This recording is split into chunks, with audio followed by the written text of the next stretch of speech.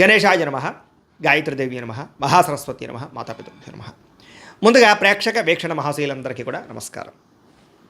అయితే 26వ తారీఖు జూలై 2026 ఆదివారం నుండి 1వ తారీఖు ఆగస్టు 2026 శనివారం వరకు కూడా ఈ వారం ద్వాదశ రాశుల వారికి కూడా ఎలా ఉండబోతుందో చూద్దాం.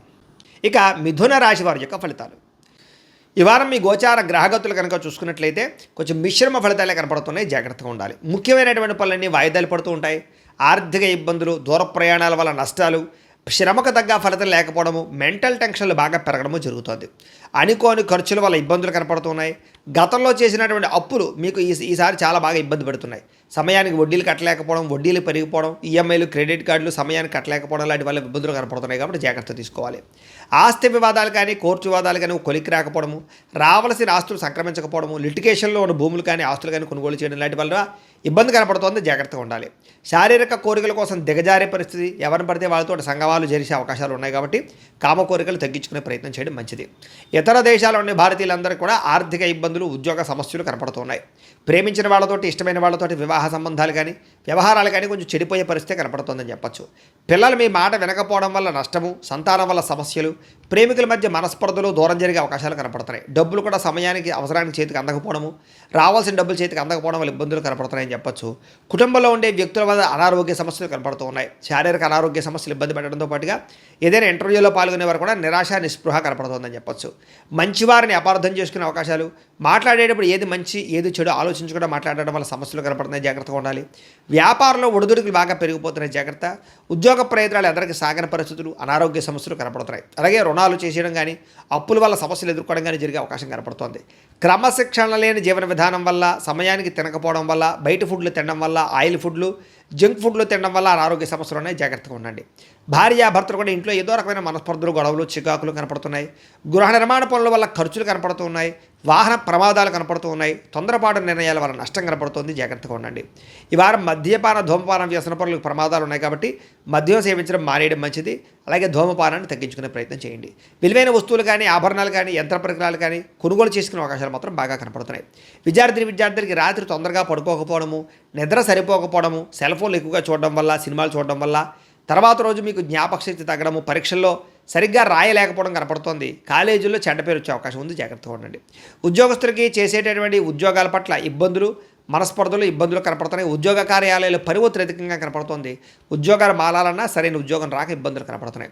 స్త్రీలకి బంధువులతోటి, ఆడబడుచులతోటి, తోటికోటలతోటి ఇబ్బందులతో పాటుగా మనసులో బాధ ఎవరితో చెప్పుకోవాలో తెలియని పరిస్థితులు, మానసిక అశాంతి కనపడుతోంది. వ్యాపారస్తులకు వ్యాపారంలో ఒడిదుడుకులు బాగా ఎదురవుతున్నాయి. కొద్దిపాటి చికాకులు, ధన నష్టము, డబ్బులు రొటేషన్ అవ్వకపోవడము, వ్యాపారంలో అంతంత మాత్రమైన వ్యాపార లాభాలు కనపడుతున్నాయి. కాబట్టి తత్వ జాగ్రత్తలు తీసుకోవాల్సిందిగా ఈ రాశి వారికి తెలియజేస్తూ, అయితే ప్రేక్షకులకి ముఖ్యంగా మనకి ఏమిటయ్యా అన్నట్లయితే కనుక ఇప్పటిదాకా మేము చెప్పినటువంటి ఈ ఫలితాలన్నీ కూడా గోచార ఫలితాలు, అంటే ఈ రాశిలో ఉండేటటువంటి కోటాను కోట్ల మంది అందరికీ వర్తిస్తాయి.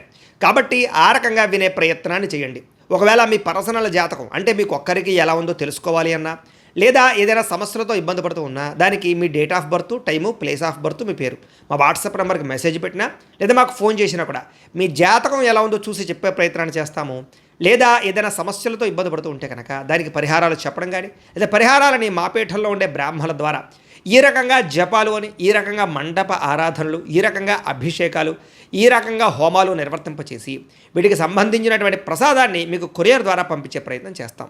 లేదా మీరు స్వయంగా వచ్చి పాల్గొన్నా కూడా మీ చేతి కార్యక్రమాలు కూడా మా పీఠంలో నిర్వర్తింపజేసే ప్రయత్నం చేస్తాము అని ప్రత్యేకంగా తెలియజేస్తూ, అలాగే మీలో ఎవరికైనా సరే పూర్తి జాతకం ఈ రకంగా పుస్తకం రూపంలో కావాలన్నట్లయితే కనుక దానికి కూడా మీ date of birth, time, place of birth, మీ పేరు మా వాట్సాప్ నెంబర్కి మెసేజ్ పెట్టినా, లేదా మాకు ఫోన్ చేసినా కూడా మీ జాతకాన్ని ఈ రకంగా రాసి ఇలా కంప్యూటర్లో ఇలా డీటీపీ చేయించి ఈ రకంగా పుస్తకం రూపంలో బైండింగ్ చేయించి ఈ పుస్తకాన్ని మీకు కొరియర్ ద్వారా పంపించే ప్రయత్నం చేస్తాం. ఇందులో మీ పూర్తి జాతకం అంతా రాసి ఉంటుంది, చక్కగా చదువుకోవచ్చు.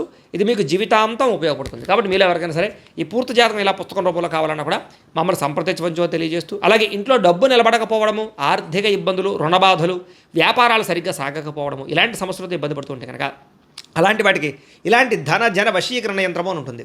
లేదా నరదిష్టి వల్ల కానీ, నరఘోష వల్ల కానీ, ఇంట్లో కానీ వ్యాపారాల్లో కానీ ఇబ్బందులు పడుతుంటే కనుక అలాంటి వాటికి ఇలాంటి నరఘోష యంత్రం అని ఉంటుంది. లేదా ఇంట్లో మనశ్శాంతి లేకపోవడము, నిద్ర పట్టకపోవడము, పీడకలు రావడము, కుటుంబ కలహాలు, ఆస్తి వివాదాలు, కోర్టు వివాదాలు, పోలీస్ కేసులు, లేదా ఎవరో శత్రువులు ఇబ్బంది పెట్టడం, లేదా ఎవరన్నా మీ మీద ప్రయోగం చేసేసారని అనుమానాలు రావడము ఇలాంటి సమస్యలతో ఇబ్బంది పడుతూ ఉంటే కనుక అలాంటి వాటికి ఇలాంటి శూలిని దుర్గా యంత్రం అని ఉంటుంది. కాబట్టి ఈ యంత్రాల్లో ఏ యంత్రం కావాల్సినా సరే మమ్మల్ని సంప్రదించవచ్చు అని తెలియజేస్తూ, అలాగే వీటికి సంబంధించినటువంటి ఏమైనా సందేహాలు ఉన్నట్లయితే కనుక కింద కామెంట్ రూపంలో పెట్టండి, మీకు రిప్లై ఇస్తాం. అలాగే ఇప్పటిదాకా మేము చెప్పినటువంటి ఈ ఫలితాలన్నీ కూడా మీకు దగ్గరగా వచ్చేయలేదనే విషయాలు కూడా కింద కామెంట్ రూపంలో పెట్టండి. అలాగే ఈ వీడియో కనుక మీకు నచ్చినట్లయితే ఖచ్చితంగా కాస్త లైక్ చేయండి, అందరికీ షేర్ చేయండి. ఇంకా ఎవరైనా ఈ ఛానల్ కనుక సబ్స్క్రైబ్ చేసుకోకుండా ఉన్నట్లయితే కనుక కాస్త సబ్స్క్రైబ్ కూడా చేసుకోవాల్సిందిగా మనస్ఫూర్తిగా ఆశిస్తూ, గోబ్రాహ్మణేభ్యః శుభమస్తు నిత్యం, లోకాः సమస్తాः సుఖినో భవంతు. స్వస్తి.